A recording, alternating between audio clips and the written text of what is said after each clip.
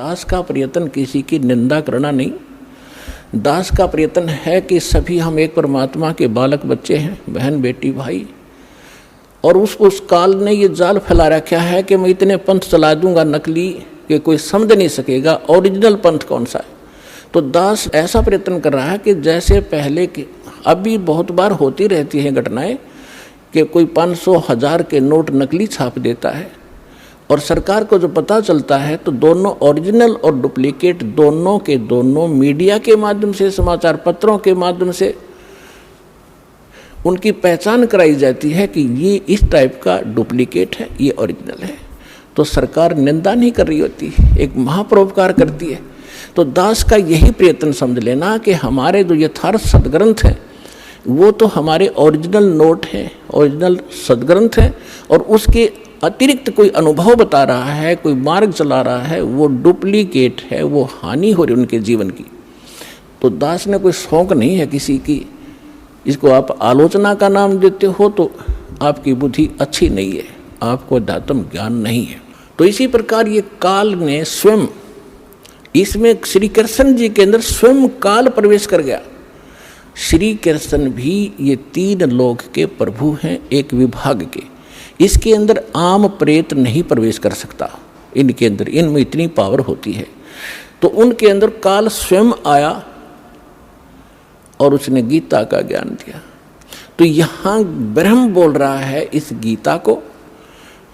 अब हम परम अक्षर ब्रह्म कहेंगे, उसको पूर्ण ब्रह्म कहेंगे, जो इससे अन्य परम शक्ति है, और उसको हमने पाना है। अब क्या कहा है कि वो सच्चिदानंद घन ब्रह्म ने अपने मुख कमल से, गीता ज्ञानदाता स्वयं कह रहा है, उस धार्मिक अनुष्ठानों की जानकारी विस्तार के साथ कही है, और उसको तत्व ज्ञान कहते हैं। और उस ज्ञान को प्राप्त करके प्राणी सभी कर्मों से मुक्त हो जाता है, उसका वो छुटकारा पा लेता है, उसका पुनर्जन्म नहीं होता। चौथे अध्याय के 34वें श्लोक में कहा कि अर्जुन, उस तत्व ज्ञान को जो परमात्मा स्वयं आकर अपने मुख कमल से वो वाणी बोलता है, वो तत्व ज्ञान है। उस तत्व ज्ञान को, उसको सूक्ष्म वेद भी कहा है। उस तत्व ज्ञान को तू तत्वदर्शी संतों के पास जाकर समझ, उनको दंडवत प्रणाम करने से, कपट छोड़कर सरलता पूर्वक प्रसन्न करने से वो तत्वदर्शी संत तुझे उस परमात्म तत्व का अर्थात तत्व ज्ञान का उपदेश करेंगे। अब 15वें अध्याय के प्रथम मंत्र में उस तत्वदर्शी संत की पहचान भी बता दी है कि जो संत उल्टे लटके हुए संसार रूपी वृक्ष के, ये संसार रूपी वृक्ष है अर्जुन, ऊपर को जड़ है तो पूर्ण परमात्मा है, पूर्ण ब्रह्म है, जिस जो सबका धारण पोषण करता है। 15वें अध्याय के 1 से लेकर 4 श्लोक में और 16-17 श्लोक में 3 पुरुष, 3 भगवान, 3 ब्रह्म स्पष्ट किए हैं। सरपुरुष कहो, सरब्रह्म कहो, ये तो काल है। सर माने नासवान, ये 21 ब्रह्मांड का स्वामी, ये सरब्रह्म है। और दूसरा अक्षर ब्रह्म, अक्षर पुरुष कहो, चाहे प्रभु कहो, स्वामी कहो, राम कहो, ब्रह्म कहो, ये 7 संख्य ब्रह्मांड का स्वामी है। इसकी आयु बहुत लंबी है, लेकिन इसकी भी मृत्यु है, इसलिए इसको भी अक्षर पुरुष कहा है, ये चिरस्थायी है। और फिर तीसरे नंबर का जो परमात्मा है, परम अक्षर ब्रह्म कहलाता है, वो बताया उत्तम पुरुषत्व अन्य, जो 17वें श्लोक में कहा 15वें अध्याय के, उत्तम पुरुषत्व अन्य परमात्मा इति उदाहरत है। ये लोग तरम अविश्य विवर्ती अवैश्वर है, वो परमात्मा इन दोनों से अन्य है, जो 15वें अध्याय के 16वें श्लोक में सरपुरुष और अक्षर पुरुष कहे हैं। इनसे कोई अन्य है वो परमात्मा जो सबका धारण पोषण करता 3 लोकों में प्रवेश करके। तो 15वें अध्याय के प्रथम श्लोक में बताया कि ऊपर को जड़ और नीचे को शाखा वाला ये उल्टा लटका हुआ संसार रूपी पीपल का वृक्ष समझो, एक फॉर एग्जाम्पल दिया है। और जो संत इसके सभी विभाग बता दे, न्यारे न्यारे भिन्न भिन्न है वेदविद, वह वेद के तात्पर्य को जानने वाला है, वह वेद का ज्ञाता है, वो तत्वदर्शी संत है। तो पुण्यात्माओं 600 वर्ष पहले परमात्मा स्वयं आए थे, जैसा उनका विधान है कि वो स्वयं आकर अपने मुख कमल से उस तत्व ज्ञान का प्रचार करते हैं जो हमारे नकली धर्मगुरुओं ने, डुप्लीकेटों ने रिजेक्ट करके कूड़े की टोकरी में डाल रखा था, धानक जुलाहा कह के, उसकी वाणी झूठी कह के। आज दास को परमात्मा ने जोरी बनाया, उस लाल को परखा और उसको कूड़े की टोकरी से उठाकर आज सिद्ध कर दिया कि Kabir is God, Kabir is God, Kabir is complete God.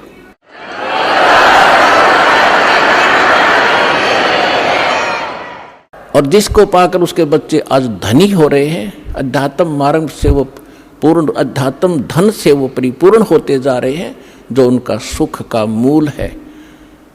और शास्त्र विरुद्ध साधना दुख की मूल होती है, जो आज तक हम सभी करते रहे। अब जो प्रसंग चल रहा है उसी पर आते हैं कि परमात्मा ने 600 वर्ष पहले आकर कहा था, अक्षर पुरुष एक पेड़ है, निरंजन वाकी डारे, तीनों देवा शाखा है, भाई पात रूप संसारे। अक्षर पुरुष एक पेड़ है, सरपुरुष वाकी डार, और तीनों देवा उसके आगे शाखा हैं, ये पात रूप संसार। अब आपको बहुत बार उल्टा लटका हुआ संसार रूपी वृक्ष का एक चित्र बनाया है, वो दिखाया है। तो परमात्मा ने मूल को छोड़ दिया, जो जमीन से बाहर दिखाई देता वो सारे पार्ट बता दिए। तना उसको अक्षर पुरुष समझो, उससे तने से मोटी डाहर निकले उसको सरपुरुष, और सरपुरुष के आगे फिर वो 3 शाखाएं हों, रजगुण ब्रह्मा, सतगुण विष्णु, तमगुण शिव जी, ये शाखा समझो, इतना बता दिया। और पात रूप संसार।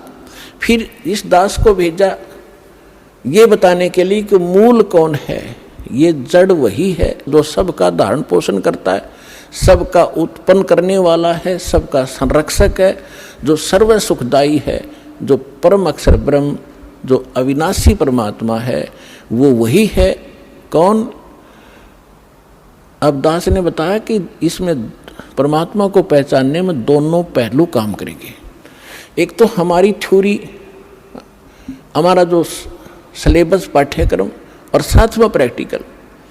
पाठ्यक्रम बता रहा है और फिर वो प्रैक्टिकल, जिन्होंने प्रैक्टिकल किया, उन महापुरुषों ने जिनको भगवान मिले, सचखंड लेकर गए, सतलोक ले गए, फिर वापस छोड़ा, उनमें से 6-7 शुभ नाम दास का याद है।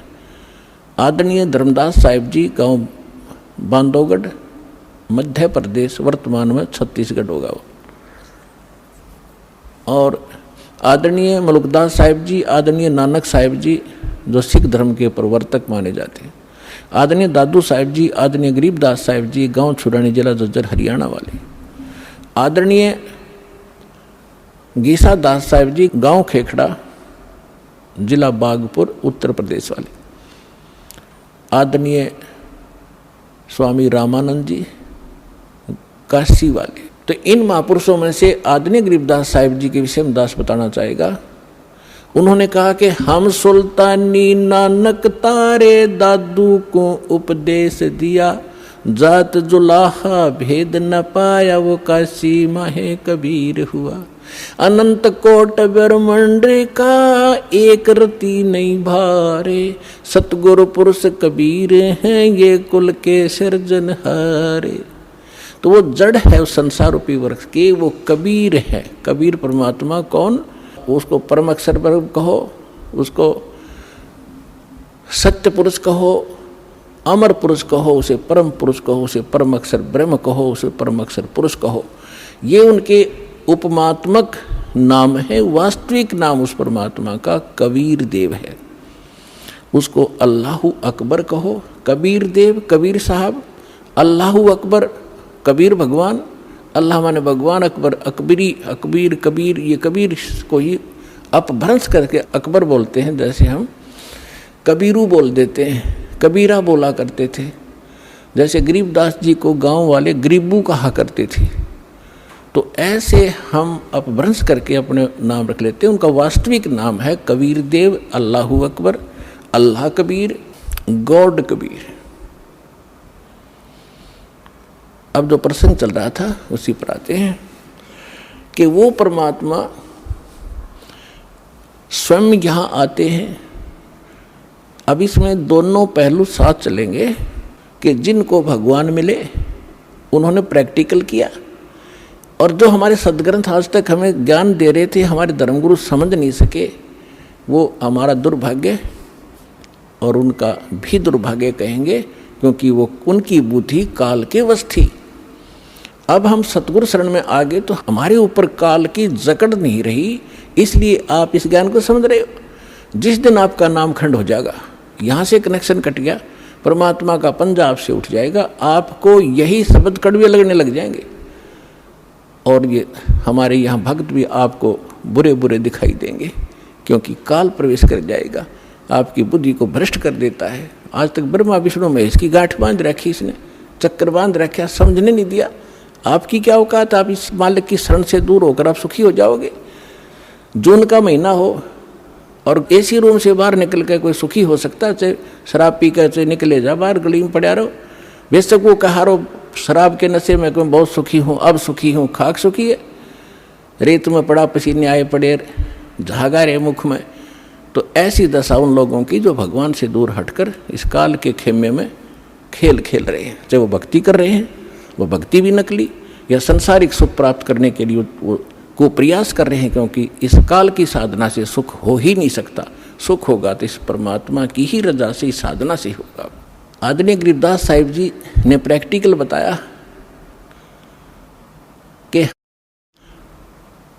अजब नगर में ले गए हमको सतगुरु आने, अजब नगर में ले गए हमको परमेश्वर आने। आन माने आके, अजब नगर में ऐसे अजब कमाल के लोक में लेकर गए भगवान मुझे खुद आकर के, और जल के बिंब अगाध गति हम सूते चादर ताड़े।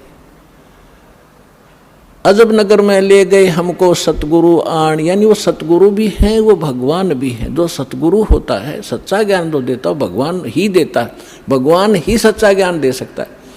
तो उनको सीधे भगवान मिले थे, सतगुरु कहो चाहे परमेश्वर कहो। अजब नगर में ले गए हमको परमेश्वर आने, आन माने आके, ये हमारी देसी भाषा हरियाणा की लैंग्वेज में लिखा ग्रंथ है। और जल के बिंब अगाध गति वहाँ सूते चादर तान, चादर तान के सोना, यानी कति निश्चिंत हो जाना, बेफिक्र होकर सोना। एक मुहारा है यहाँ देसी कि अच्छा चादर तान के सोए है, सारे काम कर लिए। तो इस तरह कहते हम तो निश्चिंत हो गए कि साधना हमारी सत्य भगवान मिल गए, आँखों सतलोक देख लिया, सत्य साधना करते रहेंगे, गलती हम करें नहीं, हम निश्चिंत हो गए। हमारे अंदर कोई अब शंका नहीं रही कौन भगवान है और क्या उसको प्राप्त करने का मेथड है, वो सब कंप्लीट प्राप्त हो गया, आँखों देखा। तो दास आपको इतना ही दृढ़ करना चाहता है। देखो, माता पिता अपनी बिटिया का विवाह करते हैं तो वो जाकर लड़के वाले का घर भी देखते हैं, उसकी प्रॉपर्टी से भी परिचित होते हैं, अन्य थर्ड पर्सन से भी पूछते हैं। फिर वो आकर घर बताते हैं कि हम जो लड़का देख कर आए हैं उसके ये बिजनेस है, उसके ये व्यापार है, इतनी उसको प्रॉपर्टी है। तो लड़की को कोई डाउट नहीं होता क्योंकि पिता बता रहा है। थर्ड पर्सन कहे तो शायद शंका हो जाए।